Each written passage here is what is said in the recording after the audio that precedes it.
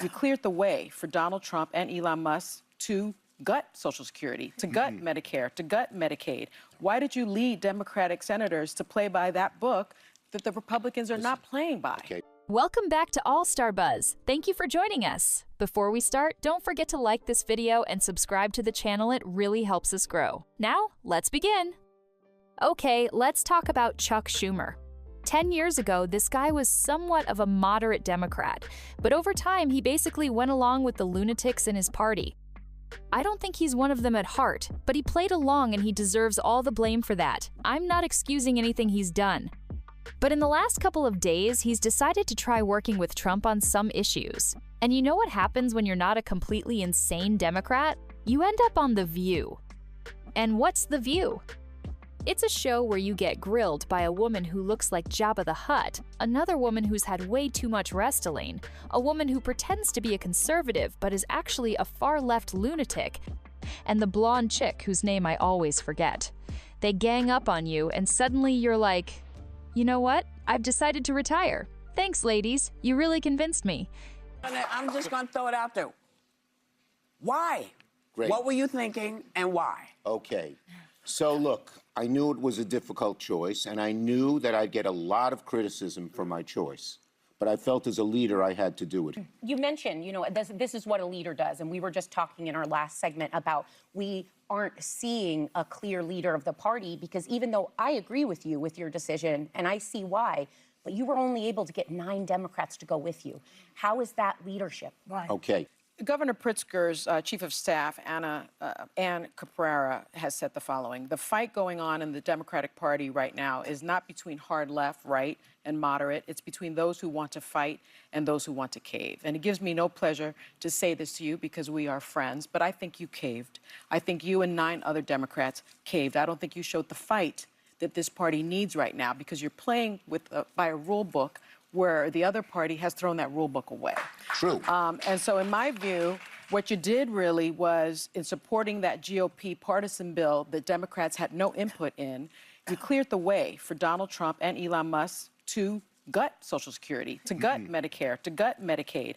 Why did you lead Democratic senators to play by that book that the Republicans are not playing by? Okay, first, I'd say, Sonny, no one wants to fight more than me, and no one fights more than me. You got to fight smart. But if you're right, if what you're saying is true, how do you explain the fact that Friday Trump publicly congratulated you for this decision?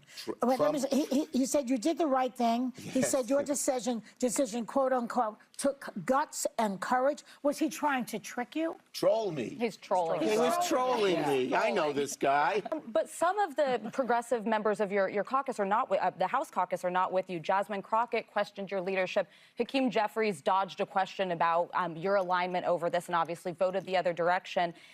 There seems to be a disconnect between the younger generation and some of the newly elected Democrats and yours. Do you believe that the party has confidence in you to continue to serve as its leader? And as somebody who is influential in helping Biden's decision to step aside, do you think it might be time for you to?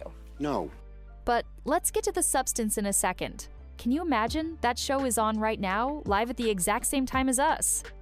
There are housewives out there who should be thinking about their kids, making dinner for their husbands. Is that still allowed? Cleaning the house or staying in the kitchen, what we'd like them to do, right? Instead, they're watching that dribble and getting angry. Let's reverse this. What they're all arguing about is that Schumer signed on to the continuing resolution to fund the government. They were going to, basically shut down the government last week. Oh no, the government's shutting down. What are we gonna do? Can we still go to Chili's? Yes. Chili's will still stand, government or no government. Now, imagine if it were the other way around. Picture this, a Democrat president and the Republican leader of the Senate signs on with 9 of his guys to work with the Democrat president. You know what The View would do? They'd be blowing him taking turns under the table. That's how much they'd love him. But instead, because it's Chuck Schumer working with Trump, he's the bad guy. Chuck, you deserve all of this. You let the inmates run the asylum, and now you're seeing the consequences. Most people are happy with Donald Trump, and funding the government, even if it means dealing with these losers, is probably a good thing. And congratulations, Chuck. Also, I love how Sunny Hostin acts like they're friends. Really? Can you imagine Chuck and Sunny Hostin hanging out? What are they doing? Shots? Is he doing shots off her boobs? Come on. Let's dive deeper into this mess because it's too good not to unpack. Chuck Schumer, the man who once had a shred of credibility, is now the poster child for political whiplash. 10 years ago, he was the moderate Democrat, the guy who could at least pretend to care about bipartisanship. But somewhere along the way, he decided to cozy up to the far-left lunatics in his party. And for what? A few pats on the back from the progressive wing? A gold star from AOC? Now, he's reaping what he sowed. The Democrats are tearing each other apart, and Schumer is caught in the crossfire. He tried to play both sides for years, but you can't ride the fence forever. Eventually, it collapses, and you're left holding the bag. And what's in that bag? A government shutdown crisis, a party in disarray, and a base that's starting to wonder if they've been backing the wrong horse all along. But here's the kicker. Schumer's latest move to work with Trump has sent the left into a full-blown meltdown. The same people who once praised him for standing up to Republicans are now calling him a traitor. It's almost poetic. The man who spent years enabling the far left's worst impulses is now being thrown under the bus by the very people he tried to please. And let's talk about The View for a second.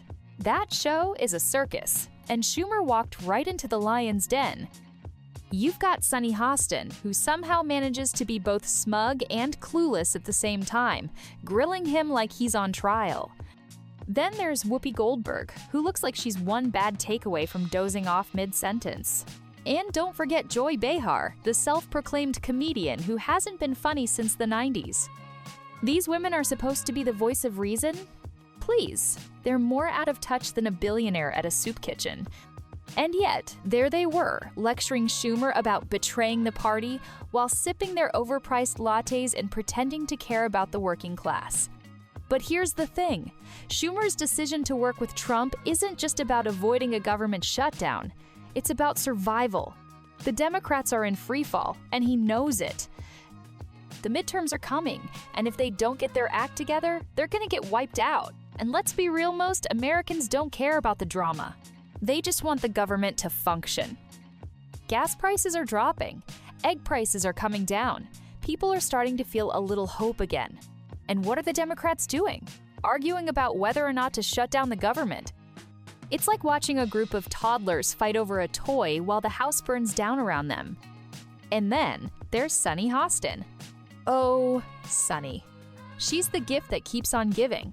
She's out here acting like she and Schumer are besties, but let's be real, those two wouldn't last 5 minutes at a bar together. Can you imagine them doing shots? Schumer would probably spill his drink, and Sunny would give him that condescending look she's perfected over the years. But here's the real question. Why does anyone still watch The View? It's a show where out-of-touch millionaires yell at each other about problems they'll never have to face. Meanwhile, the rest of us are just trying to figure out how to pay our bills and keep the lights on. And let's not forget the irony of it all. The Democrats spent years screaming about unity and bipartisanship, but the second one of their own tries to work across the aisle, they lose their minds. It's almost like they don't actually care about solving problems. They just want to score political points. So where does this leave us? With a party in shambles, a government on the brink, and a bunch of talking heads who are more interested in drama than solutions. Chuck Schumer might have thought he could play both sides, but now he's learning the hard way that you can't please everyone. And as for the rest of us, we're just sitting back, watching the chaos unfold and wondering how it's possible that these people are in charge of running the country. If you enjoyed the video, smash that like button, subscribe to the channel if you haven't already, and hit the notification bell so you never miss a video. Catch you in the next one!